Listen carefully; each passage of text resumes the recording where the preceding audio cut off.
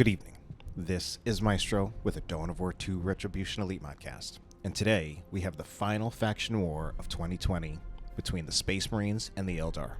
Our first player is going to be no real filter, playing as the Force Commander. Tanky melee hero that buffs and disrupts with Battlecry.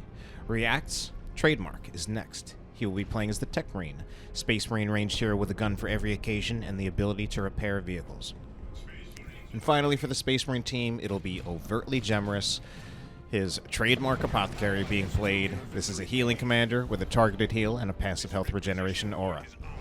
To start off our Eldar, we're going to have Iyanna Arienal playing as the Farseer, buffing, spellcasting, and healing commander for the Eldar.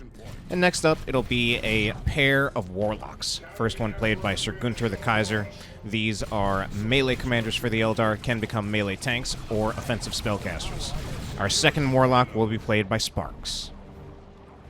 Alright, looks like engagement already happening right here as the Warlock chases down some scouts. Dire Avengers putting in some follow-up fire, leading to one of those scout models going down. Warlock needs to be careful, though. He is at the point, if that force melee might have been a little bit quicker, that could have possibly been a incapacitated Warlock. However, it won't be. Sir Gunter the Kaiser perhaps knowing his limits, or perhaps even getting a little lucky there. Meanwhile, Howling Banshee's charging in pretty early on in the game. Of course, there are no shotguns just yet because it's just that early on in the game. So we are seeing these Banshees just being focused down just by being shot at from many different sources, but they get in nevertheless. Finally, shotguns are here. Shotgun blast goes off, and that'll have to be a retreat from the Howling Banshees. But we can see just how difficult it is to deal with these Howling Banshees when you don't have a shotgun blast ready. Warlock looking to finish off the Tech Marine. Can't do it, though. And that is a lot of early pressure out of our Eldar players, taking advantage of the oppressiveness of the Howling Banshees to push forward. However, despite the fact that they have pushed forward and forced retreats, they don't have the victory points. In fact, the Space Marines doing a little bit of stealth missions here. Scouts have actually taken the natural victory point away. It's actually a triple cap for the Space Marines, in spite of the one engagements for the Eldar. Purification rights there coming out of the Apothecary to knock the Howling Banshees down yet again. I do like that war gear, and I think it is a wise choice against the Howling Banshees. You just have yet another source of crowd control against them. And Howling Banshees are really just a unit where you need crowd control against them. Beautiful grenade, taking out 3 of the models. No chance to kill the last one, but that's still a great grenade there. Scouts should just try to retreat here. I think, oh, they know grenades are coming. That's actually great discipline from Overtly Gemerous, not panic retreating there. He knew quite a bit better than I did. I figure if he just retreats, he'll be fine against the Dire Avenger Rangefire. Might lose 1 model at most, but those were grenade upgrades on those Dire Avengers from Sparks. And if Overtly Gemerous had retreated through that, he actually could have risked losing the entire scout squad, given that they were already a little bit low. So he was pretty disciplined, actually had support in the form of his teammates' shotgun scouts to provide him that cover so that he could retreat out of there. Also look for a better retreat path. Very nicely played by him. However, is it enough? It does look like he's about to be approached by 2 Eldar players, so it is 2 against 1. And of course, one of Overtly Gemerous's trademark tactics is that he generally doesn't buy many units in Tier 1. He will try to just go with this single scout, single tactical marine into Tier 2. Sometimes even all the way into Tier 3. Very much a tactic that does rely on your teammates covering you by having your teammates actually buy units. But it is somewhat viable in a team game where one player can go a little bit short on their early investment, and that can enable them to fast tech. Assault Marines are now out on the field. We have 1 for no real filter, 1 squad that is, as well as React. React squad is in there, but very much overwhelmed by the massive amount of Eldar forces here.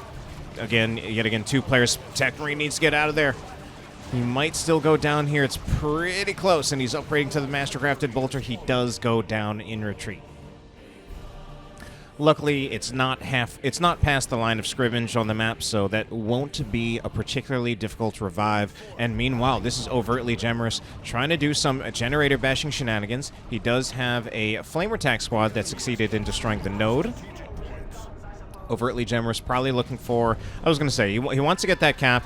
He'll probably look for purification rights on these tactical marines. There it is. If anything, I feel like the purification rights might have been a little bit early, but it looks like it's working well for him out anyway, and those Howling Banshees do have to retreat there with only 2 of their models left. However, our Eldar players looking to return the favor. This is Sparks right here, putting the hurt on this generator farm, not even looking to take it for himself, just wants the full-on destruction of the farm, and yet he's backing up at the moment. Perhaps he spotted some of this movement in the middle, and he's just trying to get out of there safely. But that does also mean he does leave a generator as well as a node up. Meanwhile, it does look like an Eldar commander has fallen at some point, the Warlock Farseer Gunter, and at some point we also saw the Tech Marine for React picked up. Missed when that actually happened. He now has the Mastercrafted Bolter. Point and click suppression and burst damage on a single target. Also something that is a great answer to the Howling Banshees. We are going to see every single one of our Space Marine players getting a Ranger squad. Rangers can be particularly oppressive against Space Marines because they're pretty much every tier 1 squad is a pretty juicy target for the Rangers. The Scouts primarily, then the Tactical Marines. Even Assault Marines can be a good target for the Rangers. That being said, sometimes with a Ranger and no Shuriken Cannon or Guardian Weapon team, sometimes you can get a little bullied and pushed back a little bit. Although our Space Marine players with their smaller builds, that may not necessarily be the case for them. Rangers taking some damage right there, but the Howling Banshees look to make their way in. This could be, is this going to be another dead Tech Marine? I don't think so. Definitely at least one dead TAC model. Can they make it two? All right, only one TAC model taken down there. Still a double cap for the Space Marines, though. In fact, they've got a pretty early and significant victory point lead here.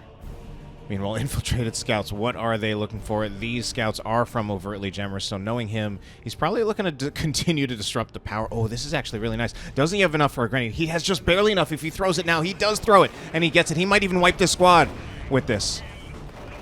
He does catch Sir Gunter a little unaware. Luckily for Sir Gunter, he had just enough awareness to retreat that Dire Avenger squad before it was wiped entirely. But that does also mean the power will continue to stay uncapped for the Eldar. We might even see it full capped. Double Destructor goes in from 2 Warlocks. Now the Warlock's looking to leap in, but it will be finished. No, it won't! Getting that knockback is actually so significant. It really looked like Overtly Gemerous was going to be able to finish the cap. In that case, he could have not only finished the cap, he could have put a node on. He could have activated the node to continue to deny the power even further from the Eldar. As it is, though, it's still a ton of power disruption by the Space Marine players at this time, and by Space Marine players, I mostly mean Overtly Gemerous. Meanwhile, Tier 2 has been achieved by both Reacts and No Real Filter, and both of them go for a Librarian out of the gate. And I do find that just a little bit curious. I don't personally think of the Librarian as a go-to choice when you get to Tier 2. It's kind of more of like a I don't even know if flexible choice is the right word. But, and another reason that I'm personally questioning it a little bit is that it certainly shows that our Space Marine players have no idea just how far ahead they are in tech. And I feel like that's something that maybe Overtly Gemerous could have communicated to his players. Oh my god! Grenade, another grenade. I was wondering if that was going to wipe the entire squad for a second, and it was pretty close. But yeah, I feel like Overtly Gemerous possibly not communicating the kind of power disruption he's been inflicting on the Eldar, and the other players just not seeing it. Because with the kind of lead that they had in tech, they could have gotten Razorbacks or honestly even Dreadnoughts. I mean, look at where Overtly Gemerous is. Although Overtly Gemerous is definitely intending to just rush Tier 3. But still, Reacts and No Real Filter could have even put out Dreadnoughts at a time when definitely Iyanna Arienal and Sir Gunter would literally have either been in Tier 1 or still tech into Tier 2 without any real way to counter it. That being said, you know, I could just be splitting hairs here or nitpicking, because the truth is our Space Marine players are winning this game anyway. They're bullying the Eldar on this PowerPoint. In fact, that's the end of the game! Oh my god, did not expect that. Very unexpected. That's game 1 in favor of the Space Marines. Let's go to game 2.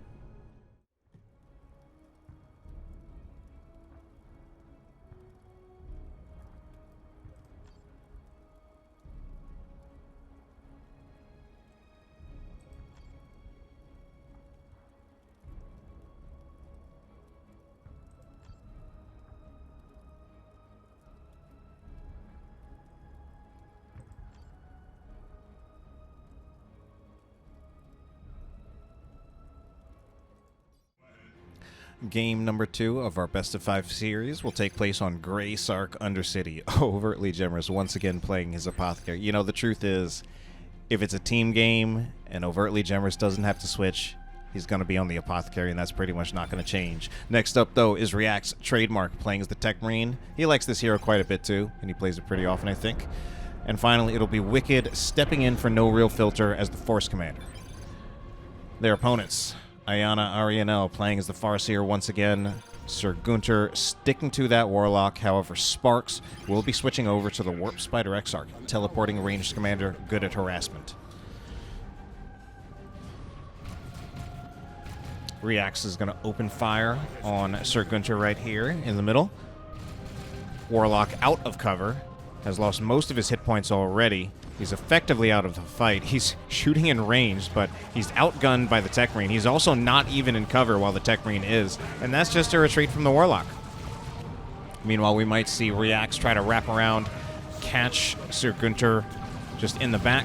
However, there are Howling Banshees there, and Space Marines, especially this early on, they have to respect the Howling Banshees, have to respect those special attack procs. Dire Avengers will just put in damage while the Howling Banshees approach. Look at the respect we are seeing for Overtly Gemerous for these Howling Banshees. From Overtly Gemerous for the Howling Banshees. Howling Banshees just continuing to approach. Yeah, it's just once the Howling Banshees move in, that's when the Space Marines back up until they get shotguns. So that's why we see fast shotguns out of Reacts. None for Overtly Gemerous because he just likes to get purification rights. And oh my, the Howling Banshees have overextended. Oh no, Sir Gunter. So we saw the, I mean, there was so much respect given to the Howling Banshees. Sir Gunter not quite giving enough respect to the Scouts, not realizing that, yes, you keep pushing this far. Eventually, the Space Marines are just going to upgrade to shotguns. They just took too much damage, and that is a very early wipe on Howling Banshees for Sir Gunter. So early double cap for the Eldar, however. So despite losing their engagements, they are winning. Of course, very briefly, this early on in the game, it might not really be what makes or breaks the game. However, this is something that could make or break the game if Overtly Gemerous can have the same kind of power disruption that he had in the last game that resulted in that one being such a short game. So Flamer attacks right here. Apothecary not trying to get too close because he's low on health. He is also rather predictably, and not to say that pejoratively, but predictably, he is upgrading to purification rights. I think it's the right choice, especially for Overtly Gemerous. He doesn't have shotguns on his scouts. These are React scouts that are right here. Overtly Gemerous. He's holding his heal. He's not choosing to heal up his Apothecary, which does also mean that he's keeping his Apothecary in the back so that it's not really fighting. Kind of just letting the passive regeneration on the Apothecary work for itself. Just the passive regeneration that really any unit gets, basically. Any infantry unit, really. There's the purification right. So pretty good discipline there not to just use it to top off the Apothecary and instead saving it for that crucial moment when the Tactical Marines were approached by the Howling Banshees. Space Marines playing this pretty well. Space Marines honestly just looking quite a lot stronger. And now wikkyd is going to make me eat my words as he loses his Force Commander. Rangers and the Warp Spider Exarch taking them out. However, this player, wikkyd, might not be out of this fight just yet. Scouts are pretty low there. Scouts taking a little too much of the damage. Tactical Marines now in a little bit of trouble, but we hear is Reacts coming to his aid. Might even be looking for a grenade on retreat here. Yeah, I'm pretty sure he's got it. He's taking a little too long, though. He'll throw it eventually, and I think that's... Wait a minute. Okay. For a second, I thought that wiped an entire squad, but I think it did not. It definitely got quite a few models. That grenade was looking like it was going to be just a little bit too early. And, yeah, throwing the grenades, trying to nade units on retreat, it's definitely a tricky skill. It is something that I don't personally feel that there's really a great method to it. It is something that is more that you kind of just have to do by feel. It's also something that the longer you wait, the harder it gets, as the units in retreat will continue to accelerate and move faster. It's almost like shooting a bow and arrow or something. Really just got to do it by instinct, and again, not wait too long, which I don't know how helpful that analogy actually is to anyone. Anyway, oh yeah, the Reax needs to get out of here before he just loses more models. Lost 1 tactical marine in that engagement. wikkyd is here. I don't feel that wikkyd really wants to stay around too much longer. He's putting a lot of pressure on the Warlock, but if he doesn't have a squad of shotgun scouts here, he needs to get them out of here. This squad of tactical marines is in a huge amount of trouble. 2 models down. The shotgun scouts are nowhere to be found. Just kidding. I mean, they're found here, but they're just way out of position. Those shotgun scouts needed to be ready to cover those tactical marines on a retreat. That was an entire attack squad wiped by the Howling Banshees. Meanwhile, the Warlock probably going to go down. Goes down, I believe, to a friendly grenade, but also a plus 23 there going down.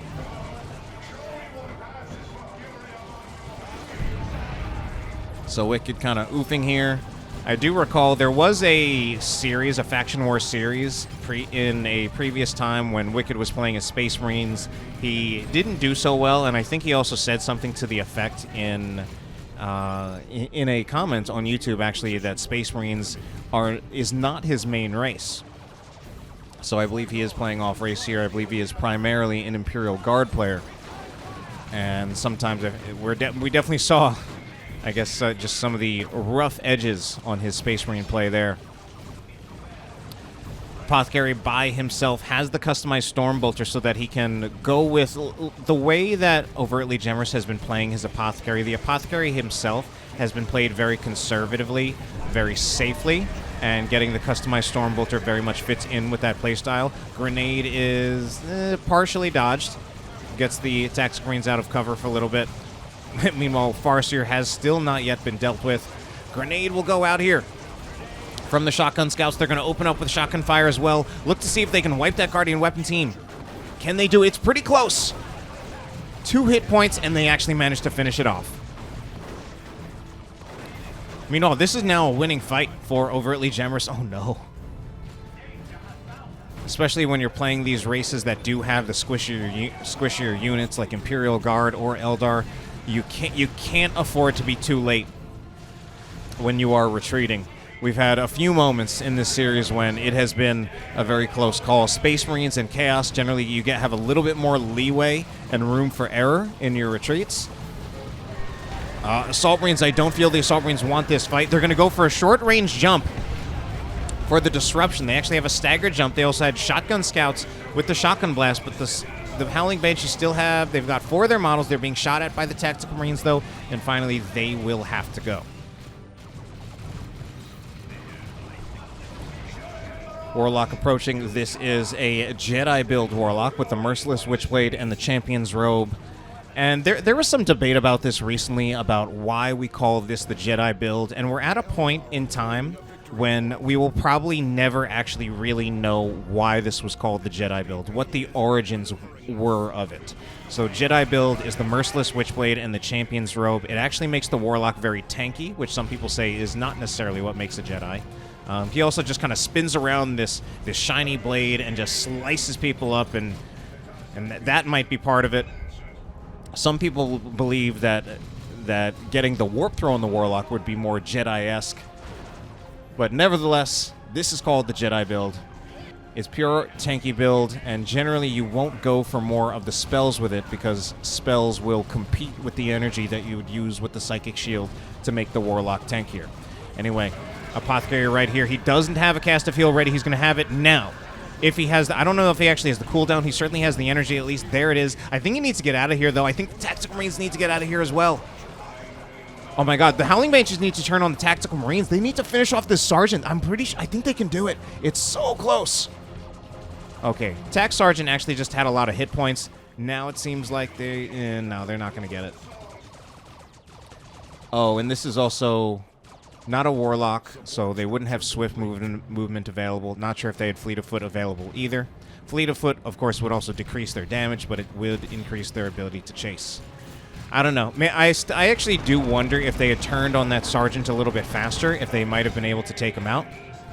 Because otherwise, that's a pretty big save here for Overtly Gemerous to keep that Tac Sergeant alive. Level 2.5 Tac Sergeant. Basically, level 2.5 Tac Squad, really, but it was only the Tac Sergeant left. Anyway, Warlock is in here. Warlock goes down yet again. Actually, I don't know if he went down at all. Librarian wants to be super careful here. Oh my god, he gets a special attack there. That's pretty lucky. Because without the special attack, honestly, the Librarian, I feel, does not really want to be in melee with Howling Banshees. Assault Cannon Dread is out here as well. Grenade! Oh no! That was... Oh my god. React's getting this Tactical Marine Squad out of there with 3 hit points on the Sergeant. That is super lucky. Sir Gunter's even saying that it was down to 3. Or down to 2, rather.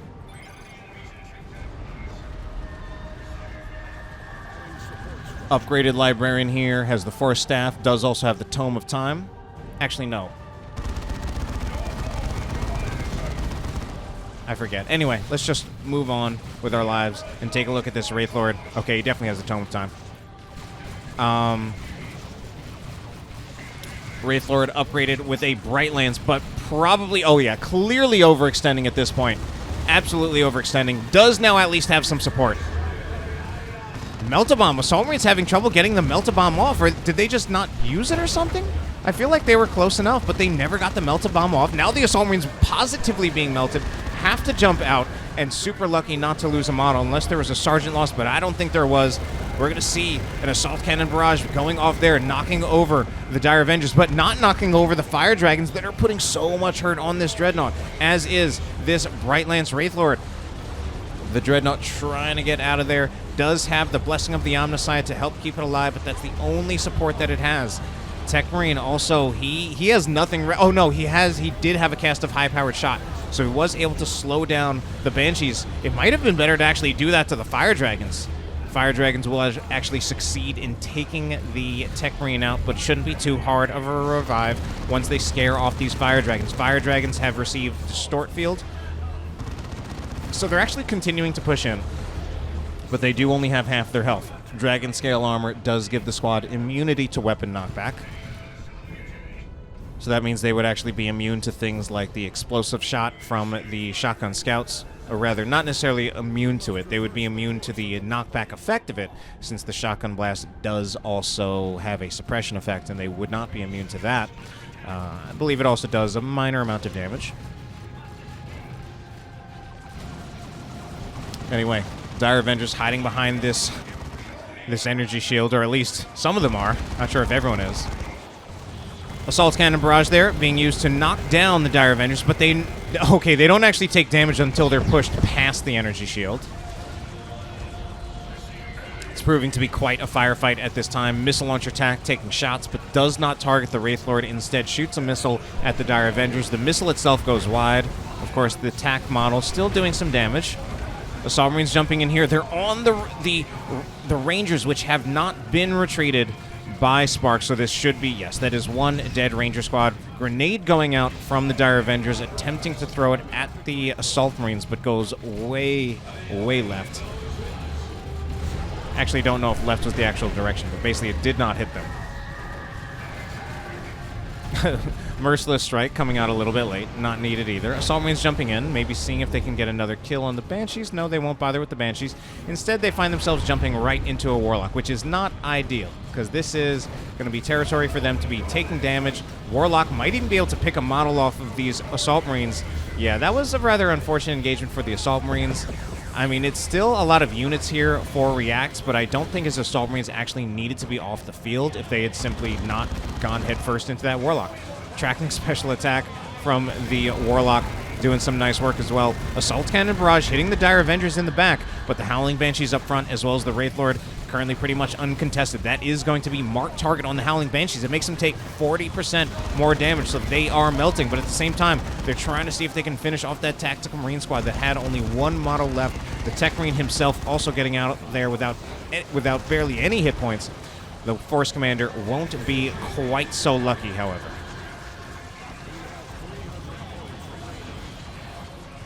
Victory point lead for the Eldar, 392 to 295. As these scouts will find themselves in retreat, grenade will be thrown. No chance that the squad is wiped there, but one model is taken down, and I mean that's 35 requisition of bleed inflicted on the Space Marines. Okay, so this is a Predator that's building. It's a Predator. Oh my. Our Space Marine players once again pretty far ahead in tech. So that leads me to believe that once they are in Tier 2, they're not buying a whole lot. We definitely see heavier investments from our Eldar players, we apparently also have a dead squad of warp spiders. I was trying to call out what those investments were, but warp spiders are already dead.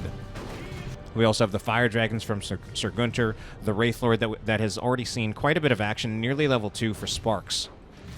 Yeah, there is a problem with warp spiders in this matchup. Warp spiders are overall warp spiders are a good unit, but they aren't great against Space Marines. It can also depend on what build your Space Marine player actually goes, but generally speaking, if you have leveled attacks with a Sergeant in Tier 2, Warp Spider's not so great against that, and Warp Spider's also terrible against Stern Guard veterans. Stern Guard veterans positively laugh at Warp Spiders.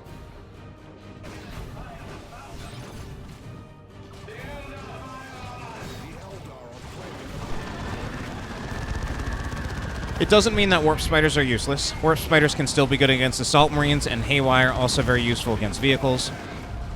But I think a Warp Spider squad was wiped. Anyway, oh my god, Howling Banshees just getting knocked literally left and right. They were knocked to the left by the Assault Marines' Merciless Strike, knocked to the right by the Shotgun Blast from the Scouts. Scouts themselves now in quite a bit of trouble. Very few hit points. They're going to receive the Veil of Time from the Librarian just to make sure that they can go to a safe place. Eventually, they just need to retreat here. Their health is so low that they need to retreat. Oh no, Wicked overextending the Force Commander again, and he will lose it again. Force Commander has gone down, I think, at least 2 times, if not 3. Oh no, and this is the Predator out. Predator is taking some damage, though. Probably took that damage from the Wraith Lord.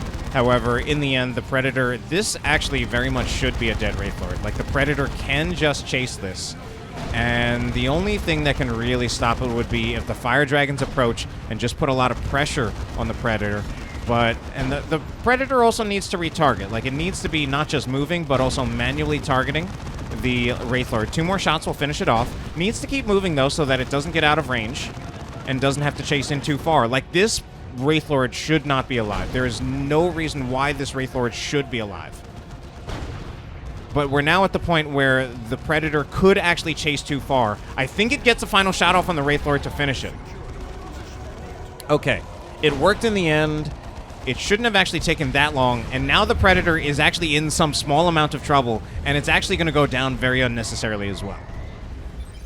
So that ended up being a little bit more than a small amount of trouble. Now, Assault Terminators were brought on the field, and we're putting a lot of pressure on the Wraith Lord. However, they do certainly have to fear the Howling Banshee. The Terminators may not have been a great purchase. There's actually so many sources of damage against them. The Howling Banshees, the Seer Council, the Fire Dragons. If these Terminators don't have if they don't have a teleport, they're in huge amounts of trouble. I think the only thing that's going to save them is that they still have a lot of health left, and there's no snare. If we had they've got the heavy gauge Death Spinner. If he had the Entangling Web, he actually could just snare these Terminators and they would just be pretty much screwed. As it is, one Terminator model has been killed. We have the advanced healing coming out from the Apothecary to try to support them, and eventually there is enough pressure put on the Howling Banshees. We also have the Dreadnought coming in from the side to provide some help for them. Fully upgraded Force Commander with the Thunderhammer, the Artificer Armor, and the Sacred Standard. So with this build, he does need to just manually run in. He doesn't have the extra speed of the Armor of Alacrity. He doesn't have the ability to teleport with the Teleporter pack. But he is looking to be a little bit more aggressive with this build. He will just, again, he'll just have to run up straight up. But if he can clear the way with something, I was going to say Assault Marines, but he doesn't have Assault Marines. I guess he can go in with Assault Terminators, but that's a whole lot riskier. He can get in and then just buff their damage by quite a bit. 25% increase while the Force Commander is alive. If he is incapacitated, that goes up to 40. Fire Prism taking shots from long range. Fire Prism needs something to sight for it so that to really take full advantage of its range. So Fire Prism has a range of 65. There are very few units that have as much range as the Fire Prism, and even fewer that have longer range than the Fire Prism. Now, well microed, the Fire Prism should be able to stay far out of the range out of any of these squads, as well as the Dreadnought. And it can continue to just disrupt the squads, put damage on the vehicles. So, like, the Fire Prisms, I feel, should already be backing up.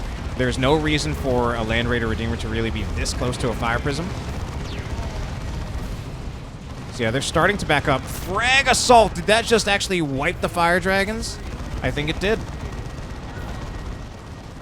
Ability on the Land Raider Redeemer. Launches a bunch of grenades out in front of it in a rather big arc.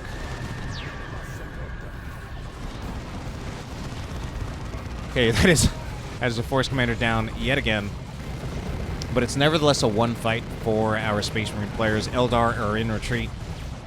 Damage going to be coming from the Stern Guard veterans on the Fire Prisms, but it's very much going to be sustained damage rather than the burst damage that you would get out of a missile launcher attack squad. Fire Prisms really just need to keep moving back, though. I think they're pretty lucky. This Tactical Marine squad actually has a plasma gun. For a second, I thought this was just a Stern Guard squad with Kraken bolts, but it's a plasma attack squad.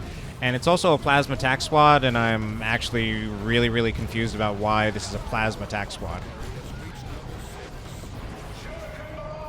My best guess for why this is a plasma attack squad is that this was Overtly Gemerous' Flamer attack squad. And he didn't want the Flamer anymore.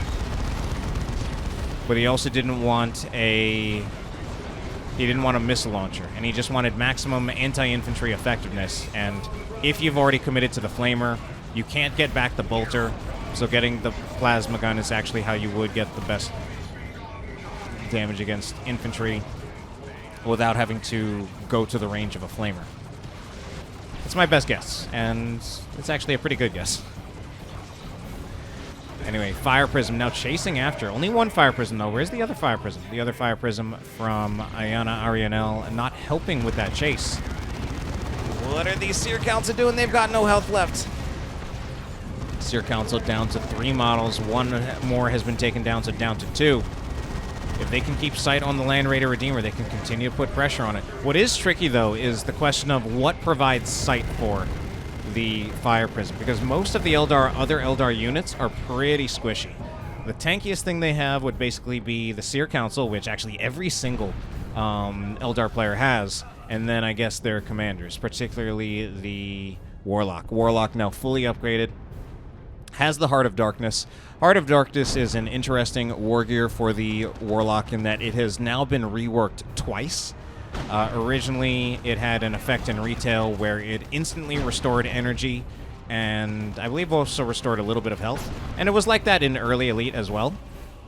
That was extremely powerful with the Champion's Robe and the Merciless Witchblade. At one point, it was reworked, I believe, where it had no energy regeneration or health regeneration effects at all. It did something entirely different that I don't even remember.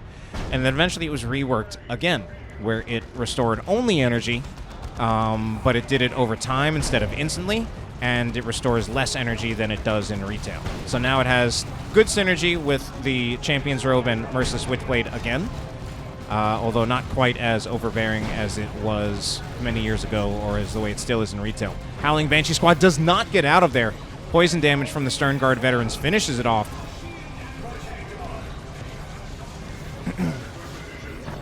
The Seer Council looking to move in, however. Apothecary being focused down in retreat. I don't think it's worth spending too much time shooting at him, actually. Oh, no. This Fire Prism, again. There's never any reason for any unit to get that close to a Fire Prism. Again, with the Fire Prism, like, the Fire Prism severely outranges the Land Raider Redeemer. Okay, there should be a Haywire on the Fire Prism, but this is also an Orbital Bombardment. Who does the Orbital Bombardment catch? That's a Haywire. That is an Eldritch Storm. Fire Prism. Can the Fire Prism finish off the Land Raider Redeemer? 2 more shots, and it's done. I think it does. There's one, and just need one more. What? It shot something else. Other things are going on while I'm waiting to see if this Land Raider Redeemer's finished. Okay, finally he finishes it off. Looks like a Fire Prism was taken out as well. A Fire Prism that was just way overextended. Another Fire Prism super low on hit points, needs to make sure it's just constantly microing back to get out of there. Could be potentially under threat if the Terminators do want to teleport in. It's going to be another Eldritch Storm instantly taking out The Dreadnought not taking out the Predator. Doesn't look like there's any follow-up to finish off the Predator either. Rangers can't do a whole lot about that. They will just be a sacrifice. Ooh, the Fire Prism actually moving up. Fire Prism needs 2 more shots. I think the repairs are going to be too quick because, okay, I think by the time it can wind up another shot, oh, the Predator will just go on the offensive and finish off the Fire Prism, which itself needed repairs. Smites going out from the Librarian. Singular smite, actually, not multiple. This isn't Grey Knights. Eldar players looking to get a double cap once again. They are winning in this game, but they've also suffered some losses, especially Iyanna Arienal, who literally only has a Fire Prism, which necessitates a Dire Avenger purchase. Otherwise, the Fire Prism is useless. Space Marines, however, looking to take the contested victory point back. So they are still in this game, but they don't have a whole lot of time. Luckily, they have inflicted so many losses on the Eldar. However, they are going to need to react at some point to this movement by the Eldar. Either they react to this movement to keep the contested victory point, or they need to make a quick offensive down here. Looks like they might go for the quick offensive on bottom, which, looking at what's here, it's probably actually the better choice. Yeah, they're closer to being here. I don't think they need to worry too much about this Haywire. Haywire will disable the Predator for about 8 seconds, exactly 8 seconds, in fact. That's the actual statistic. For a while, though, there wasn't any follow-up. Okay, now there is follow-up. The D-Cannon. D-Cannon, though, if the Scouts could also do something about the D-Cannon. However, now they're just taking damage from the Warp Spider squad. Okay, Eldar about to get the top victory point, so that's why we see a massive offensive up here. Ooh, squad nearly going down there. In fact, that was a squad taken down. I missed which squad it was exactly. I think that was the Warp Spiders. I don't see any Warp Spiders for any of our Eldar players anymore. And again, Warp Spiders, it is tricky because Warp Spiders are... I'm honestly, against a lot of the builds that we're seeing from our Space Marine players, the Warp Spiders are not that great, and I think they're mostly being purchased for the Haywire Grenade. And to be fair, the Haywire Grenade is really strong, and that's the only really... I think that's the only really strong reason to purchase Warp Spiders at all against the current Space Marine armies. Meanwhile, Overtly Gemerous is saving his resources for the next game in the series. He could drop Terminators. I think he is dropping... Yeah, he's dropping Terminators right there. Ranged Terminators. They will find themselves right next to an Avatar. They're going to get knocked over by the Wrath of Khaine. No, they'll teleport away. Pretty nice, actually. Good reactions. Anyway, Stern Guard veterans, as well as this Plasma Tack Squad. It's a level 4 Plasma Tack Squad out of Overtly Gemerous. Wailing Doom goes out for the Avatar. I don't think it achieves too much. The Avatar is also kind of a peculiar unit. He's got incredibly long wind-ups on his abilities. This Dire Avenger Squad is 100% dead.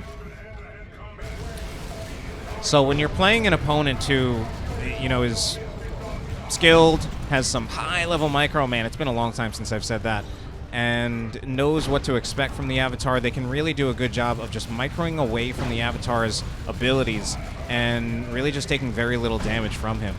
So it's why, at higher levels, to really get good value out of the Avatar, you normally want some way to combo his abilities with things like the Warp Throw, the Time Field, or the Phase Shift. Otherwise, the Avatar kind of ends up being a big walking body bag. At the very least, when he does have high health, if he just walks forward, he does exert some pressure, and he will force your opponent to start moving back. Otherwise, they will start taking damage from the Avatar and will have to risk getting hit by his abilities. Avatar's pretty low, though. It's a crazy, awesome fight happening right now, though. Double Predators, one with the Las Cannon, one with still the Autocannon. Las Cannon Predator ideally wants to be focusing on the Fire Prisms as well as the Predator. Fire Prisms might be moving a little bit too close, though, and one of these Predators kind of realizes, going forward, that's a Fire Prism down. Again, not quite taking full advantage of the range. Actually, one Predator, though, taking full advantage of the range, does take care of the Predator. This will be a Haywire on the other Predator. The other Predator, and is finally finished off by another Fire Prism shot. Okay, this is an orbital bombardment. Let's see who gets caught in this orbital. It's mostly going to be the Seer Council. The Fire Prism, move the Fire Prism, move the Fire Prism. Don't lose the Fire Prism here.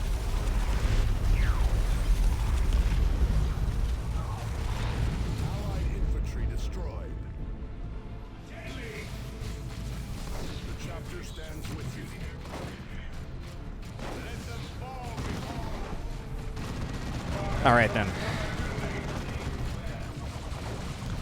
This should be an Assault Terminator call-in from... Wait a minute. Yeah, from wikkyd. He's got 2 squads of Assault Terminators. Oh, he's going to finish off the Fire Prism, maybe. Okay. Oh, one more swing would finish them off. Another Eldritch coming in, though. Our Eldar players saving their Eldritches for these big vehicles. Oh, but I don't know if that was the best time. They don't have any follow-up on it. If there's no follow-up, that's basically 500 red wasted. Yeah, that was not the time for the Eldritch. Okay, this Fire Prism needs to be super careful, or the Librarian... I was just about to say that the Librarian could literally finish off a 19 health Fire Prism. Really not respecting that.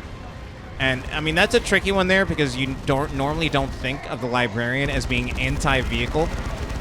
But the Librarian has Smite. Smite does plasma damage. Plasma has, I think it's 15... I think it has an 85% penalty against vehicle armor, which is not... which means it doesn't do 0 damage against vehicles. So if your Fire Prism only has 19 hit points left, Smite was actually able to finish it off. So a little bit of a lack of awareness and respect there with just how little health that Fire Prism had left. It's a triple cap for the Space Marines at the moment, though, so doing their best to make this a game. They've got a lot here. Oh, this would be such a nicer time to actually have an Eldritch Storm ready, but now it's not here. Yeah, our Eldritch is not going to be around for a while. The units are actually going to be knocked over by the Wrath of Khaine. Terminators tossed aside by this big god of the Eldar. Force Commander going to be dead once again.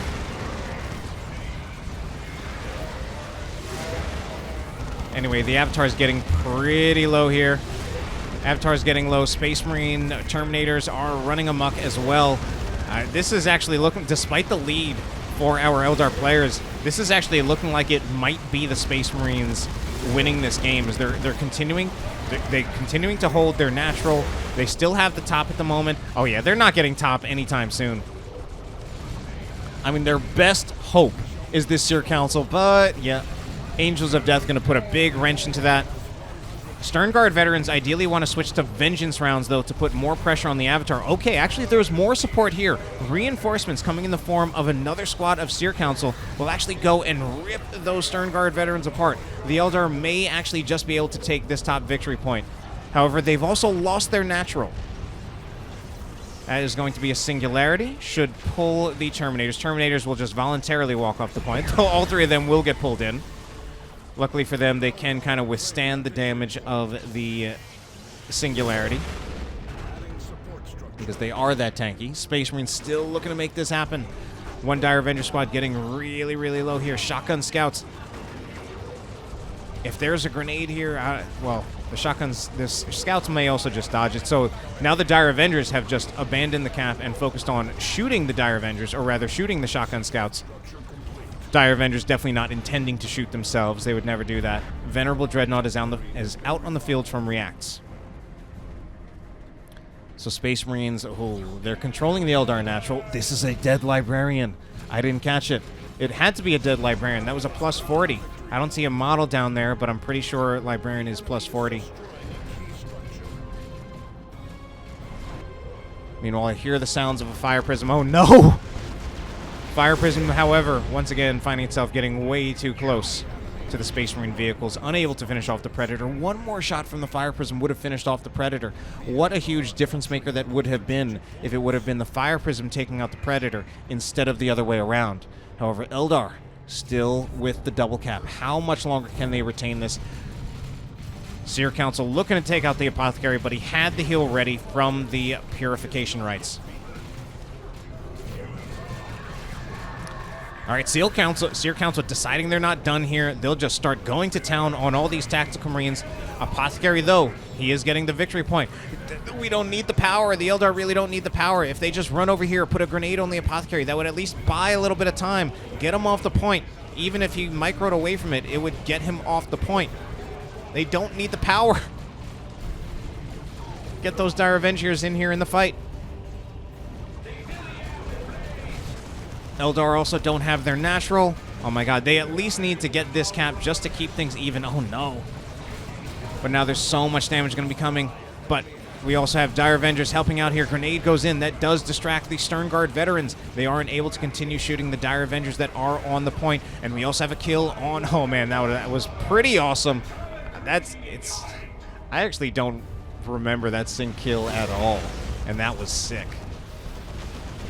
It is a 1-to-1 cap. Space Marine certainly a little bit closer, but this is very much anyone's game. The Seer Council are on the point. They've got Distort Field to try to help them capture it. I actually don't entirely know if it's worth it for them to just tank this damage to try to capture the point. Oh, the Predator is taken down. How did the Predator go down? It must have been the D-Cannon. Oh my god, our player's flubbing things a little bit in this late game. Oh my god, that's also going to be a dead Librarian. The Eldar players might just pull this one out of the bag. Shotgun Scout's nearly dead, but here's another call-in. It's going to be yet more Terminators. This one from React, so they are just ranged Terminators. This actually isn't such a great time for them. I mean, what are they going to do? They're going to get chewed up in melee by the Howling Banshees. The best they could do is shoot at the D-Cannon, try to destroy it, but even that's not going to happen. They can't get the victory point because the avatars can actually just knock them off. The two avatars. This is a dead Venerable Dreadnought as well. Dreadnought trying to trade it out, see if we can get one more melee hit. And it is not able to finish it off. Actually, I think it would have taken two to finish off the Avatar. I think the Eldar are going to take this. It's so close. What a game this Game 2 in this series is. Space Marines, Tactical Marines on the point. They are actually going to even this out. The victory points exactly even at 23-23. Pretty insane at this point. But I think between the Farseer and the Avatar, I think they can zone for these Dire Avengers to capture the point. Special attack from the Farseer keeps that happening. However, a drop pod is going to knock over the Dire Avengers, does not knock over the entire squad, so they're still actually capturing the point. And this is just a vanilla attack squad here. Oh my god, two models have gone down on the Dire Avengers, but they still were actually able to keep the correct models alive to stay on the point. The victory point's going to change hands yet again. Tactical Marines, with their increased capping speed, are able to get the decap. Eldritch Storm buys more time. I don't know. Is that really worth it, though? Eldritch Storm could have been used on the Avatar to actually finish it off here. I think between an Eldritch, a Fire Prism, and an Avatar, or used on the Land Raider Redeemer that is, the Eldritch used on the Land Raider Redeemer, not on the Avatar. I think they could have actually finished off the Land Raider Redeemer. However, okay, now it's actually a single cap for the Eldar. Victory points, okay. It's been back and forth. It's been a crazy end to this game, but I think this is finally the Eldar actually taking Game 2 after a crazy finish. Another Eldritch used.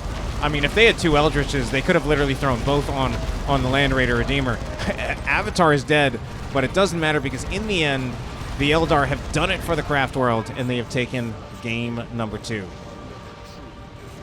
Ooh, let's move on to Game number 3 because we're not even close to done with this series.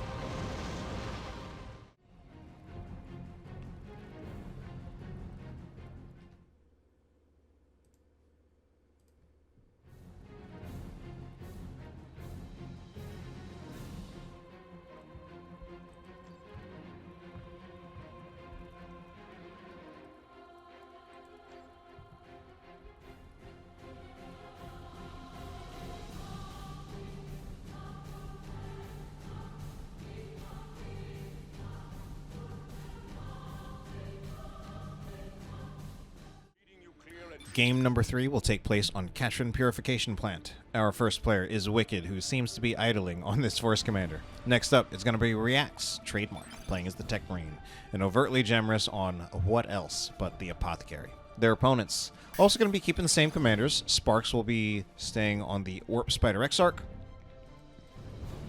Iyanna Arienal will be playing as the Farseer, and finally it'll be Sir Gunter playing as the Warlock. So our series tied up at 1-1 in what is proving to be an epic finale to the faction wars of 2020. Warp Spider Exarch will take cover right here against the Scouts, also in cover, green cover to green cover, but the Warp Spider Exarch definitely having the edge there, both more damage as well as a lot more health to work with. So the Scouts back off and realize that it's not really worth their time to just trade out hit points. Tactical Marine's also going to come in here. They're not going for the cover. Instead, they're just going for the victory point. I actually don't like going for the victory point so much. I guess Overtly Gemerous is counting on having the heal ready for them. I don't see why the Dire Avenger's moving forward either. It's too early for that grenade to come in. He would see the grenade purchase. Now the Dire Avenger's just here in melee range unnecessarily. Heal does go out on the Tactical Marines, but once again, they are going to have to respect the approach of the Howling Banshees. Meanwhile, Dire Avengers in cover, taking a lot of damage, though, from the Tactical Marines. However, Banshees... Tactical Marines not even trying to get away from them. Now they are trying to get away. Special attack will eventually be procced. If anything, you're pretty lucky that special attack has not been procced, but they're still just taking all this damage. There is no advantage here to just walking them away like this. Finally, the special attack is there. It's probably going to be 2 models. Oh my god. If that's the entire squad, Jesus Christ. That's the entire squad, Jesus Christ. That should not have happened.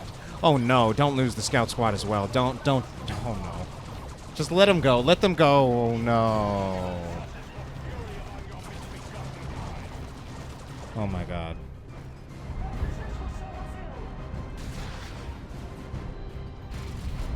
All right, then. Our Tactical Marine is going to be taking the victory point here. Meanwhile, we have Iyanna Arienal saying that he has to stop using Banshees. My guess is that he actually lost a squad of Howling Banshees or something. While I was watching wikkyd lose his entire army. Triple cap for the Space Marines, though, so early victory point pressure. They'll get an early lead from this. Tactical Marines, these Tactical Marines need to be super careful. Yeah, I mean, they realize that was pretty much an immediate retreat. At 60% of their hit points, they're going to start dropping a model pretty soon. Scouts, what are they doing? What are they doing? Oh my god, Scouts are not a great unit to be just leading into that and finding yourself going into Fog of War. My god. Our Space Marine player is bleeding quite a bit in this game. This is not a good start for them. That's nearly the Tech Marine down. 2 hit points for him. Oh no. Force Commander, I think he's okay, but it's a pretty close call. So we've had the victory point leads for our Space Marine players. In fact, they have nearly nearly a lead of 100 victory points, mostly thanks to Overtly Gemerous over here. But in many ways, this has been a very, very rough start for our Space Marine players. Apothecary now in melee. I think the Apothecary should just get out of here. I mean, at best, he gets a single Dire Avenger model. At worst, he gets killed in a position that's going to be very difficult for him to be revived by a teammate. Grenade goes in, but it's a raw grenade, and it is just appropriately dodged. There is some green cover here. Looks like some of it has been broken a little bit, probably by that grenade. Green cover to green cover, though. Yeah, these Dire Avengers don't have a grenade. But then again, not so easy for the tanks to get around that. They have to path around the pipes. Grenade goes in. That's a pretty nice grenade, and that will just scare them into retreating. Retreat not entirely necessary there, but kind of just a better safe than sorry moment. However, the grenade does also break up some of that cover, so we can see the cover right there. I'm literally looking at cover while units are firing at each other. Assault Marines go in. Well, we see what was once previously all green cover has now been split up. Some of it's yellow, some of it's just not cover anymore. Shotgun Blast knocks over some Dire Avengers. Dire Avengers at this point definitely overwhelmed, and they just need to retreat out of here as well. Okay, Eldar looking to take back some victory points. They have the contested victory point, but they don't actually have their natural. Back cap by Overtly Gemerous, who, at least in this game, has been probably been playing the best out of any of the Space Marine players.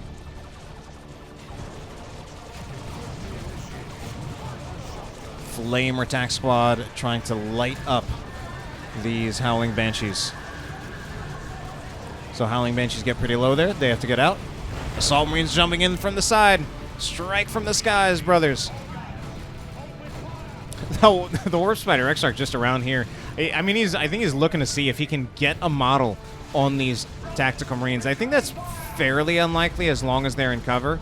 But at the same time, they are running low on hit points. Apothecary heal is actually not ready for a while.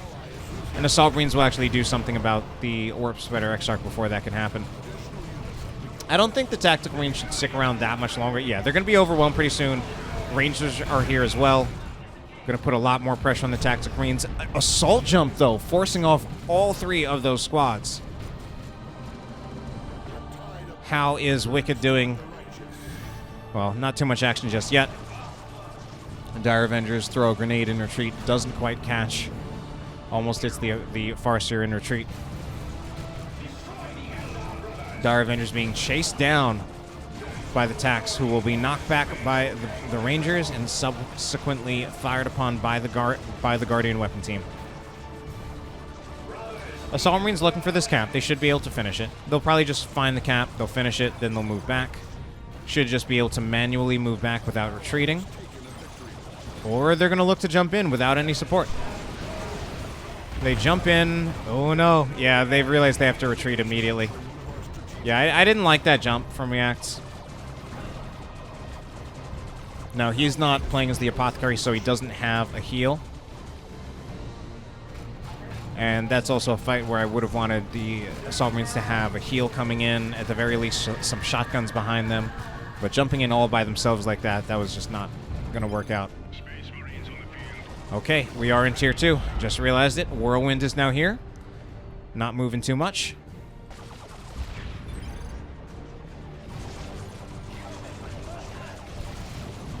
So our Space Marine players definitely suffering more of the losses.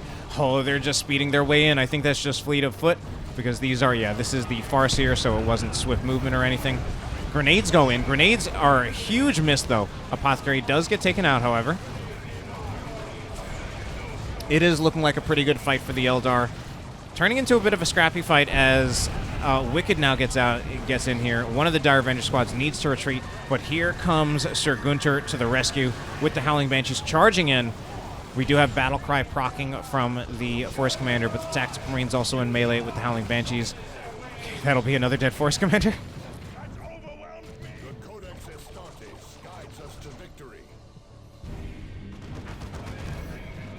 And a turret will also be set up by Reacts. I'm wondering how well they can actually maintain this turret, as we're already having a flank from our Eldar. Although the Assault Marines jumping in on the Howling Banshees, that does mean the Howling Banshees starting to get pretty low, and now they're in quite a bit of trouble. They're staying in here for quite a bit longer than I would have expected. Eventually they lose 3 models. Assault Marines, very late Merciless Strike. Might have been a Merciless Strike where they had started it, but then had gotten special attacked by the Howling Banshees, then got up and then did it again. Okay, the artillery at the moment does not seem to be working out too well from our Space Marine players. I think in part because they may have artillery, but they don't actually have much of an army to stand in front of that artillery. What is working out well for the Space Marine players at the moment is that this turret has succeeded in locking this down, and it's now nearly a 160 victory point lead for the Eldar. Overtly Gemerous continuing to do these missions of his, where he's just running around the map. He's going to disrupt the power, much in the way that he did in Game 1. Autarch call in will miss, and now he will just get back onto the point. I think he probably needs to get out of here, though. He 100% needs to get out of here as soon as possible. It's not worth it to continue to capture this. He's just getting knocked over and specialed, and the longer he stays in here, the more he risks losing the entire Tactical Marine squad. At this point, I don't think he loses the entire squad. Grenades will go out, though. That is 2 grenades, but they kind of miss. More grenades going. Those don't miss. Oh my god. Does that wipe the squad? It does wipe the squad. That was actually very, very nice pickup from our Eldar players. And that is definitely Overtly Gemerous being punished for his shenanigans.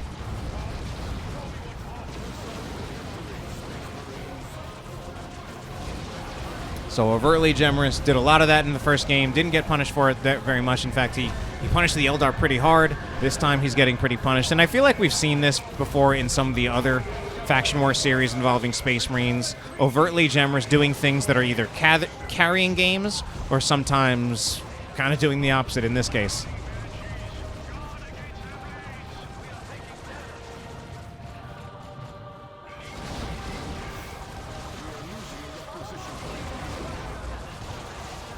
All right, but we've got a lot of firepower out of the Eldar now. Also, they've got quite bigger armies as well. Double Whirlwind? I don't know about this one out of Overtly Gemerous. But double Whirlwind, he doesn't have much of an army to stand in front of those. Yeah, that must have just been an Overwatch mistake. He canceled that. There are very few times that I say this, but double Whirlwind, I think for Overtly Gemerous would have just been straight up wrong.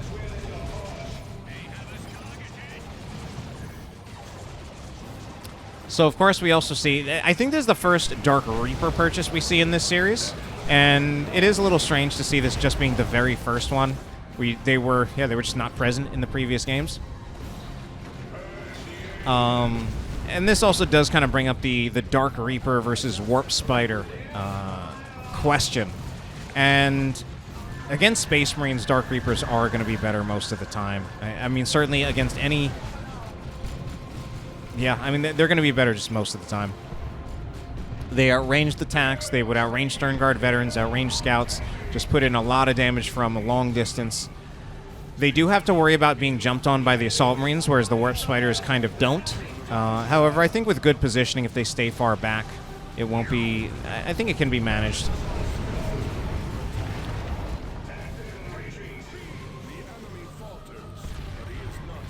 Hunter Killer Missile goes in on the Wraith Lord. Wraith Lord also taking... Oh my god, that was a big shot from the Plasma Cannon Devastator. And I think the Tech Marine finished it off. He only needs one more. That'll be a dead Wraith Lord.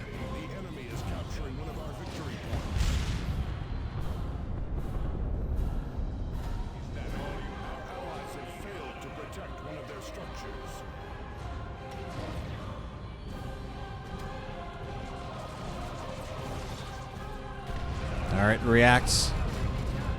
And wikkyd looking to retake the contested victory point. I feel like our Space Marine players could use some units. wikkyd at this point, he has so much requisition that I feel like he should just put a tack squad out on the field. In addition to whatever tier 3 unit he's trying to save up for. He should also buy generators for his team. One does look like we have a generator farm under attack from some Seer Council. Don't know if this is really the best use of their time, actually, when the Eldar team is losing victory points and is behind on victory points. Plasma Cannon Devastator does wind up, does knock over some Wraith Guard as well as some Dire Avengers. Missile Tack Squad getting very, very precariously close to dying, but will make it out alive. That'll be the natural victory point retaken by the Space Marines yet again. And this is a Farseer who's just looking to duel the Apothecary. Farseer would absolutely win this with her heavy melee weapon. And the Apothecary, of course, yeah, he can do that, which will stun the Apothecary for a while, or rather stun the Farseer for a while. That was full auto from the customized Stormbolter. But as we see in the end, that just buys a few seconds. Now he's going after the Warlock. Warlock will also just straight up beat the Apothecary in a melee fight. Warlock with the Witchblade of Kurnos, the Providence, and the Warp Throw, getting all his upgrades in Tier 3. This is definitely an alternate build going for these three. This is a spell-casting heavy build between the Ethereal Slash, the Warp Throw, and then Providence. Once Providence is activated, ability cooldowns are reduced, so he is looking to... and energy regeneration is increased, so he is looking to just, like, spam spells when that happens. But here he's just a little bit overwhelmed. It wouldn't really be worth it to go in for this fight. There's a Warp Throw. Doesn't have the energy for an Ethereal Slash, though, not without Providence. Oh, gets knocked down. Might actually be killed in retreat by the Terminators. Does not happen. They're not able to get one final swing with only 11 health left on that Warlock. So Force Commander is also completely unupgraded for wikkyd. He now does have more units. Does eventually get that tack squad like I had hoped. Also has an Assault Terminator squad. Assault Terminators... it's a little bit tough for them, though. They're being focused down by the Dark Reapers, so now we have a Predator to answer the Reapers, and that is one of the few situations in this matchup where the Reapers would be worse than the Warp Spiders, as the Warp Spiders can just lay down a Haywire on the Predator. That puts it in a position where it is snared, can't do a whole lot.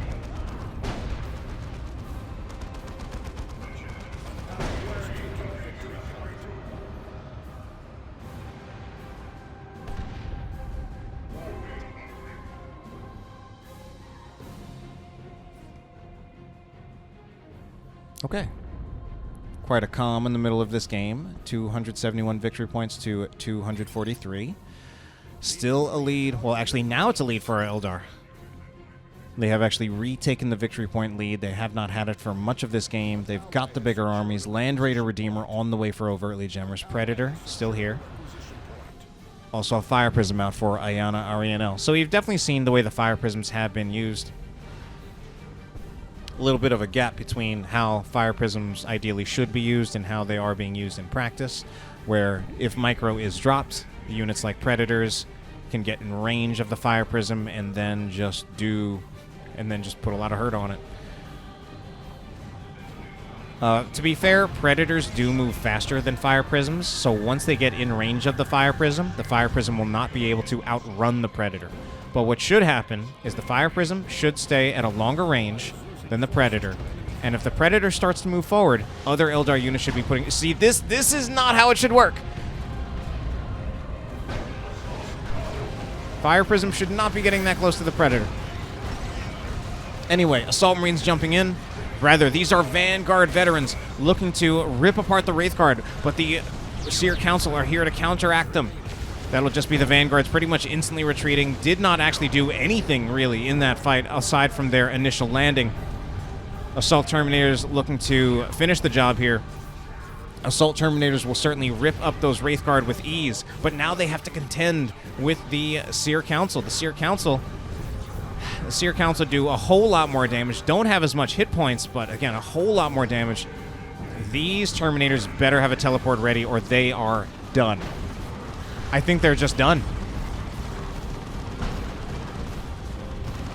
Yeah, now they're having trouble passing. That is Assault Terminators gone for wikkyd. Frag Assault, aggressive. Oh my god. Like, again, how did these units get so close to the Fire Prism? 65 range on that Fire Prism. 65 units. Predator... I forget the exact range on the Predator, but I think it's 44 units for the cannon and probably just 38 units for the bolters. It might be more than 44, it might be 49, but it's definitely no higher than that. And I definitely know for a fact that the Fire Prism's range is 65.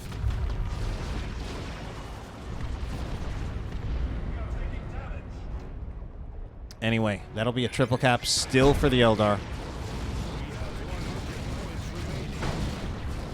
Triple cap still for the Eldar, and the Space Marines looking to at least take back the contested victory point, that is. They want wikkyd to take back the natural. He does at least have a Predator out on the field. Between the Predator and his two tack squads, even as low on health as they are, he should be able to retake the natural for his team. However, the real question really is just, are they going to be able to get the contested? So Vanguard veterans jumping in once again. The Howling Banshees are down, though, but the Vanguard veteran's going to be warp thrown off, but no Ethereal Slash because Providence is not active still. Now Providence is active. However, the Warlock is so low on hit points that once Providence goes down, Ethereal Slash does not knock over Terminators. Weapon knockback only. Okay, Space Marines are at least able to get a decap there. That is a Wailing Doom now. Wailing Doom might hit Eldar units. It does hit some Eldar units. Kind of knocks the Seer Council in a way that might have even helped them because they can continue to pursue these Terminators. Terminators, they should actually just get inside the Land Raider Redeemer. Yeah, smart.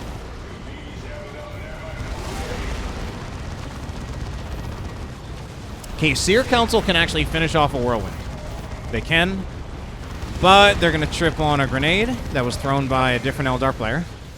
A little bit of miscommunication there. Probably no actual communication, but a little bit of anti-synergy between the two players. Okay, instead it's going to be the Avatar that is able to just wind up that big sword swing and actually finishes off the... What is it? It's a Whirlwind. That's what it is. Double Predator, however, now here for reacts. We're also going to see attack squad being dropped in from wikkyd. Ooh, this is going to be a dead Avatar. Dead Avatar just way behind enemy lines. Mark target is on it, and there it's finished off. I think the Tech Marine actually scored the killing shot. The Land Raider Redeemer potentially in trouble, but no, there is no more follow-up damage against the Land Raider Redeemer. That being said, it looks like the Eldar, are they going to finish up? Yeah, this is going to be game number 2 going in favor of the Eldar. I don't think this Tactical Marine squad gets this off. If they do, just barely. They don't even. They get knocked over by the Autarch.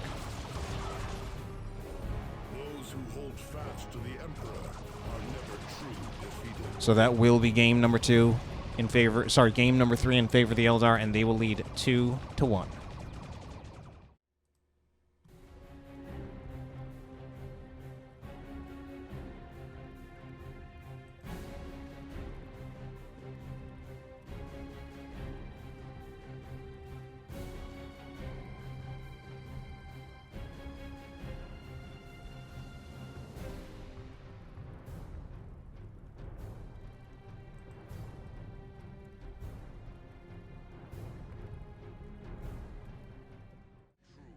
All right, game number 4 will take place on Death World Temple. Been a while since I've seen this one. John Grammaticus will be stepping in for wikkyd, playing as the Force Commander. Reacts still on his Tech Marine, and Overtly Gemerous. Do I even need to say it? He's on the Apothecary. Their opponents, Iyanna Arienal sticking to the Farseer. But Sir Gunter and Sparks are going to switch things up a little bit. Gunter now going over to the Farseer as well, and Sparks will be on the Warlock.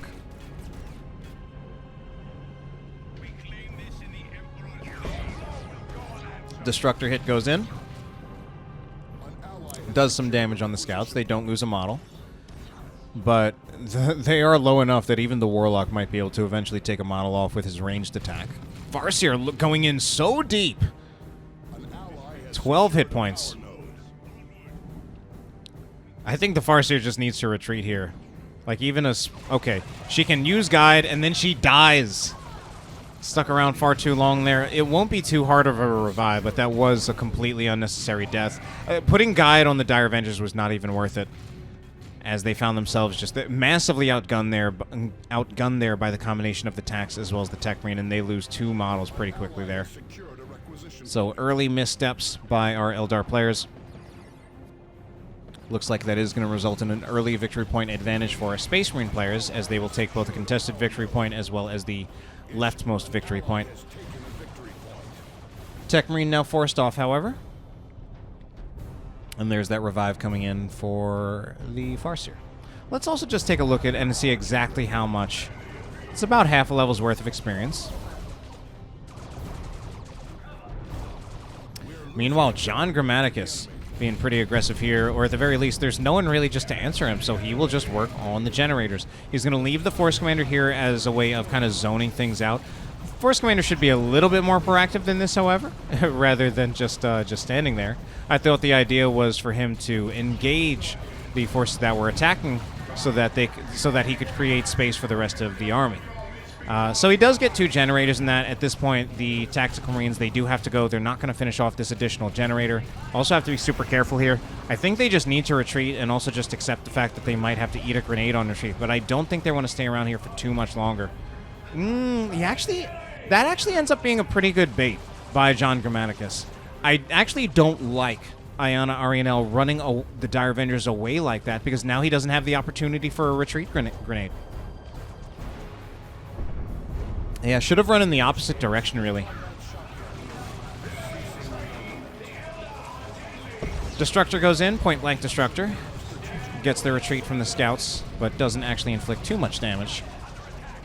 The Dire Avengers in cover here with Guide, but again, it's the Tech Marine and the Tactical Marines. They will outgun the Dire Avengers.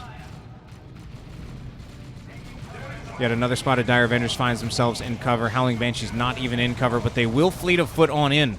Should be a high-powered shot ready to slow them down. Not being used yet. Finally is used. Feels a little bit late, but is there eventually. Devastator Marine Squad behind them to provide that follow-up suppression as well. Scout Squad getting super low. Goes down to 1 model. Reacts will find the revive onto the Apothecary, and that'll give him... yeah, so it's about half of a level of experience that you get out of reviving a commander. Kinetic Pulse on the Ranger is going to put a lot of hurt on the Devastator Marines. Grenade will also go in, but doesn't actually go to the lead model. So that's all models dead on the Devastator Marine Squad except the lead member. But the lead member has the Heavy Bolter, so he can actually suppress just fine. Question is, though, will he get finished off by the Rangers? The Force Commander is there just in time to prevent one final shot going off on that Devastator Marine Squad. One more shot would have wiped it. Significant victory point lead early on for our Space Marine players. They control the rightmost victory point. Howling Banshee's sleeping on the job just a little bit there. And then they'll actually have to disengage from it because they will be approached by some Tactical Marines as well as some Shotgun Scouts. They should just go into the Tactical Marines, just hard commit. Should be able to see that the Shotgun Scouts will not have a Shotgun Blast ready, but with the heal there, or actually not really heal, but just with the Apothecary there as well, they decide to just get out of there because they would just be overwhelmed. Soon to be a triple cap, though, from the Space Marines. So with the impending triple cap, this is not looking so great for the Eldar in this game 4. More generator bashing going to be happening by John Grammaticus. Farseer will stop it for a bit.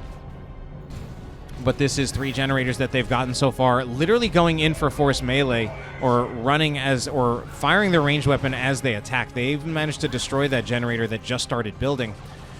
They're being chased around. Oh, this is another opportunity for grenades on a retreat. But getting the grenade in the right spot could be tricky. He's waiting a little long for it. It's going to connect.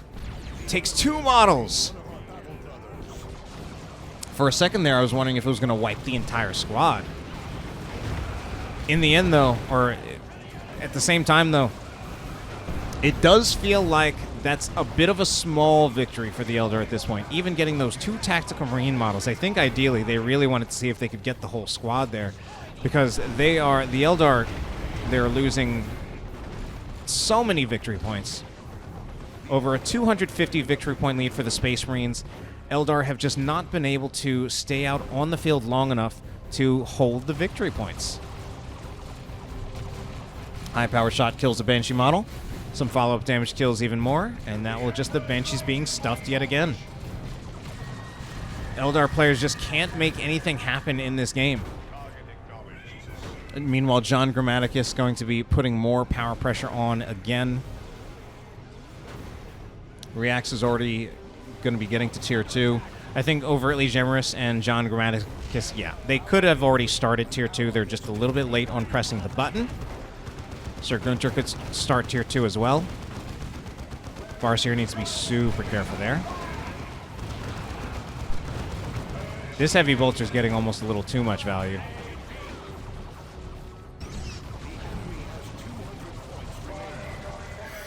Okay. They've lost over they've lost almost 300 of their victory points so far.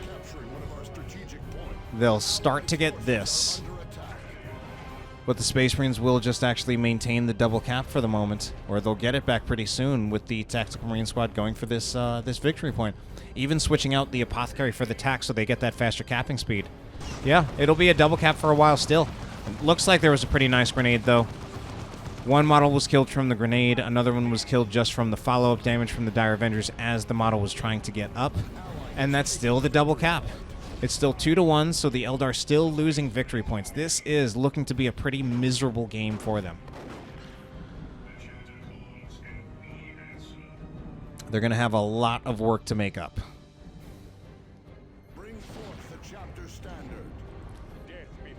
Sacred Standard being started for John Grammaticus. He's not in tier 2 yet, so it's not actually starting, it's just queued up. Meanwhile, Tech Marine will just move forward. He gets the high-powered shot on the Rangers. I think most of the initial damage that they took there, high-powered shot does about 140 damage. I think that might even be the exact number. Grenade goes in. Actually, I mean, it does definitely connect with the Ranger squad, but just didn't kill a model. Okay. So Eldar looking for a double cap at the moment. Does also look like Space Marines. Oh, this is Overtly Gemerous. This is very much just one of his strategies, where just the pressure he puts on the power.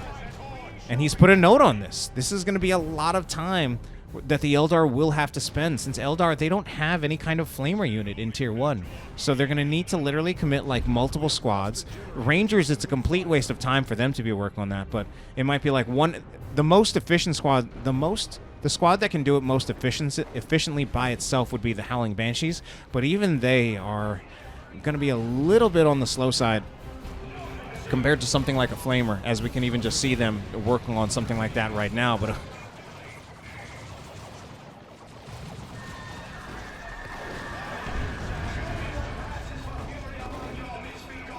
Spirit Stone's heal comes in from the Farseer right there. It does keep the Howling Banshees in the fight. And this is actually looking like a pretty good fight for Sir Gunter. Oh, but Apothecary has a heal of his own, and his heal can also knock back. But there is no Shotgun Blast, and no Shotgun Blast for a while. However, he does have enough energy for a grenade, so we'll see if he does attempt that. And if the Howling Banshees stay in here too long, they do have to worry about the possibility of a grenade on retreat. Now this is actually a very big concern. The grenade, although I don't think Overtly Gemerous was completely ready, he throws the grenade, but it's far too late. It's a double cap for the Space Marines. We've got a Dreadnought. We've got a Razorback. I think this is the first Razorback we have seen all series. This one coming from Reacts.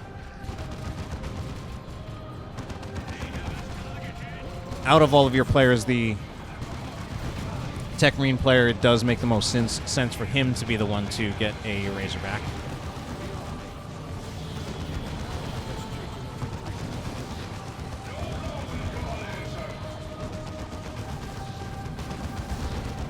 Oh, big chunk taken out of the Razorback's health there from the Wraith Lord. This is actually a dead Razorback. Just one more shot. Yeah, there it is. It crashes. Wraith Lord might even finish off the Tech Marine. I think now he actually doesn't. I think the ranged weapon is too weak. Can kill another. That's a Devastator Marine. I think actually two Devastator Marine models did go down there. But you know what else is going down? The victory points in favor of the Space Marines. Only 62 left. And our Eldar players just can't seem to get a hold of the victory points in this fourth game right here. Does look like our Space Marine players will force a Game 5.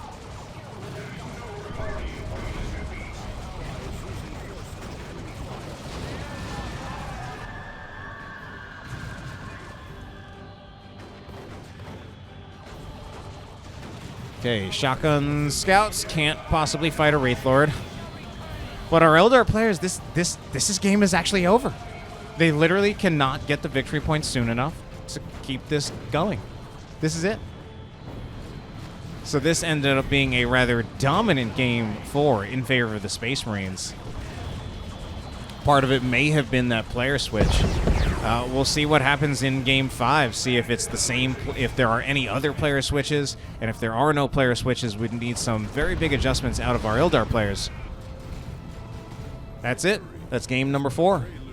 So we will have a 5th and final game.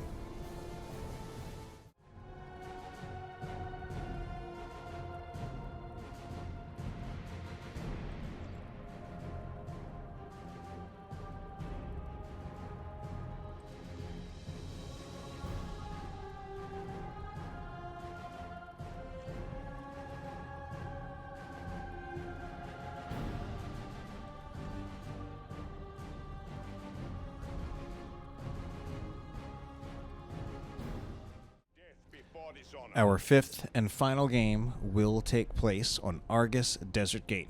Our first player going to be John Grammaticus on the Force Commander once again. Overtly Gemerous will be playing as that Apothecary. Reacts on the Tech Marine. And we'll go back to the Eldar. So Sir Gunter will now be playing as the Warlock. Iyanna Arienal still on that Farseer. And finally Sparks on the Warp Spider Exarch.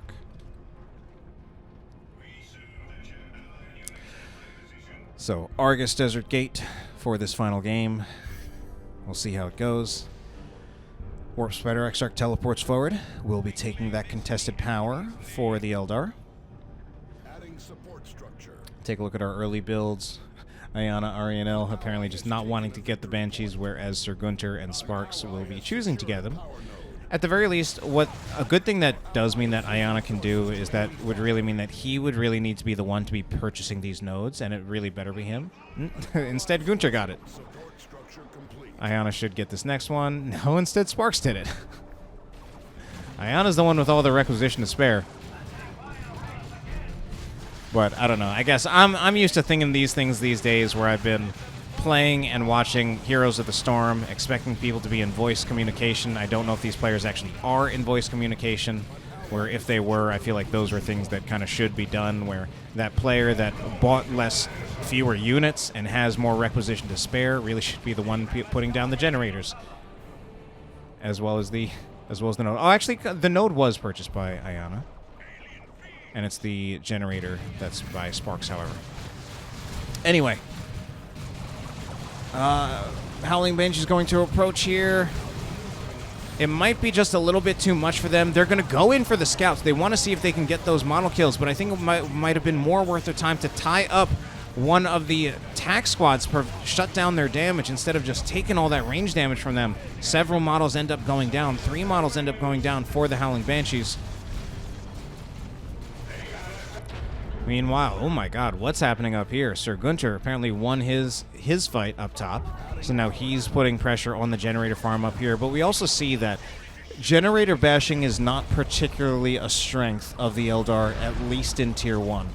The best unit that they have to do it are the Banshees, but we see that they're definitely slower than a Flamer attack squad.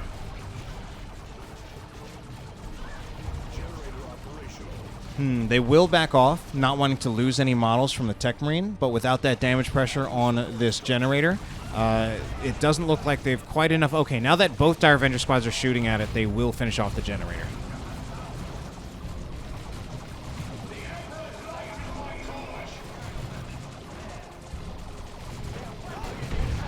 Alright, Shotgun Blast knocks over the Howling Banshees. Howling Banshees need to get out of here. Yeah, they're just too low on hit points. Oh my god, they lose 4 of their models. That is going to be pretty expensive to reinforce. It was not worth it to keep them in there that long. Even these, these Dire Avengers, they actually need to just retreat. I don't think it's worth it for them to try to get into the garrison. They probably lose a model along the way. Yep. They lose a second model along the way. Yeah, not worth it, honestly. I think he's just trying his best to try to keep things in play, but might even lose more models from the Tech Marine just shooting at them in the windows. They've got a lot of damage resistance from being in the garrison, but they're just already so low on hit points. Okay, Warlock's going to try to force off the Tech Marine, however. Take that pressure away. Tech Marine's getting pretty low on hit points. Special attack does not track there, so the Tech Marine is able to get out of there without really any risk of going down either. Oh no, but the Warlock, he might have some risk of going down. These Dire Avengers, and now they're in such a precarious position. They're fleeting. They're trying to do fleet of foot. Oh my god, these Dire Avengers. There's going to be a grenade on retreat. The grenade does connect. That's the entire squad. Yeah, Sir Gunter just, he just kept those Dire Avengers in there way too long. That's going to be pretty rough.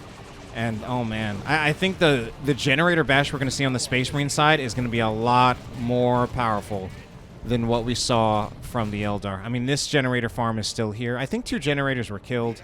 But of course, what Overtly Gemerous likes to do, he likes to get the decap. He's more about getting the decap, although we also have the shotgun scouts working on that generator anyway. Eldar trying to do some generator bashing on this side. A little bit slow on it, though. Especially these Dire Avengers not retargeting. Okay, finally they retarget. Between the double Dire Avengers and the Warp Spider Exarch with that heavy gauge Death Spinner, they should eventually finish it off. No, they're going to pull out without even finishing off that generator.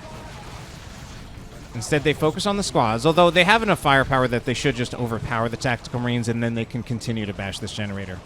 But now, we have this generator farm belonging to the Space Marines. This has proven to be pretty effective pretty much all series. Space Marine players using their superior generator bashing ability to steal farms away from the Eldar, which Eldar have trouble bashing that back. I mean, so much time is being spent right now by this Warlock and by this Guardian Weapon Team just to get this power back. And even once this is destroyed, they need to go through the full decap animation, then the full cap animation, and this is just so much time where the Space Marines are getting power on the Eldar's dime. This was how Game 1 was won pretty early by the Space Marines. So this is looking like a pretty bad start for our Eldar players. They've got bigger armies, but that's pretty much been the case all series. Our Space Marine players just not bothering with multiple scout builds, usually not even really bothering to get more than 3 squads in Tier 1. My god, look at this. Oh no. Oh no, this can't be happening. This can't be happening. I think it was I think the node was repurchased before they even started capping this. This is way too much time that is being spent trying to get this back. This hurts so much. And where are the Banshees? Oh my god. The Warlock can't even capture this point. He can't even capture this point, and if he can't capture the point, they're just going to put another node on it. He can't. He can't. He's going to die. Oh my god.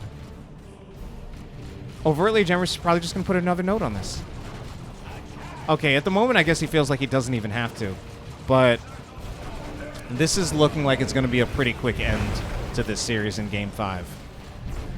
A little bit of an anticlimactic ending if this is the case, but this right here, we've been spending so much time looking at this because this by itself is a massive problem. We see all of our Space Marine players in Tier 2 because of this. And we see none of our Eldar players in Tier 2. Only one of them has even started it. Iyanna Arienal also just late to pressing the button, however. Haven't taken a look at what's going on over here because the truth is this is the most important thing that's happening in this game right now. And he puts another node on it. Oh my god. This is a brutal end to the series. I just don't see a way that the Eldar come back from this.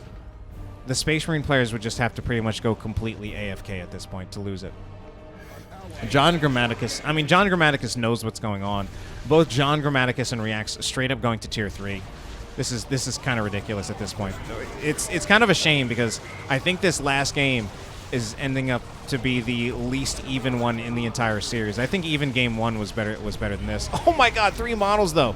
Nice grenades, but it's a nice play, but also at the end of the day, I don't think that's going to make up for this. Just so much time was spent on bashing this generator, and still being spent on it. I think this game is pretty much over, and everything else is just a formality.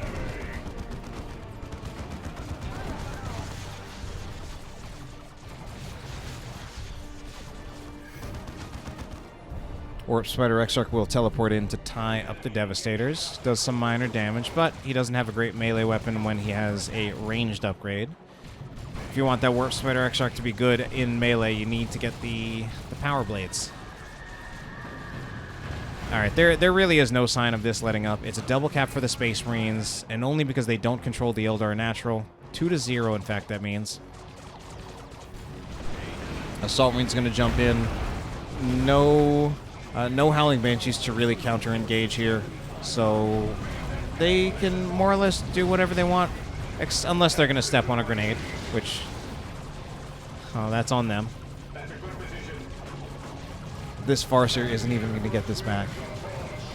She's literally not going to get this back. My god. It's... Here's a Land Raider Redeemer. So our Eldar player is getting to Tier 2. John Grammaticus is building a Land Raider Redeemer.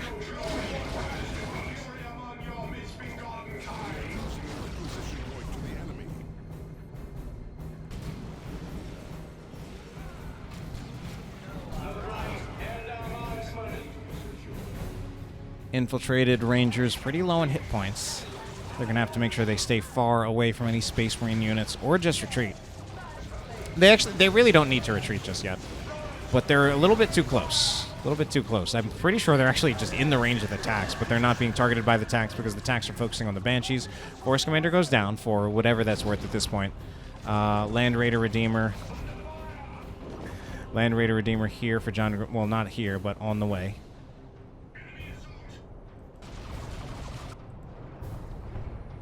So if anything, I feel like this game is going on a little bit longer than it perhaps should, because our Space Marine players not bothering to buy any Tier 2 units and instead just going for the Tier 3 rush with the Land Raiders. It's almost a little BM, because if they had just gotten out some Dreadnoughts or Razorbacks, they could have taken back and held all the power as well as the natural victory point. You could make the argument that getting things like Razorbacks and Dreadnoughts as Tier 2 units gives the Eldar some ability to kind of tread water and come back into the game. I actually don't agree with that as much. I think because you would put the pressure on the Eldar a lot earlier and possibly end the game earlier. This gives the gives the Eldar more time to continue to tech and build up their forces, but once things like the Land Raider and the Predator come out, the Eldar can barely fight this. And they actually just concede.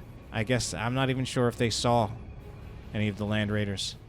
But the victory point's pretty low, and that is it. A little bit of an anticlimactic end to that series.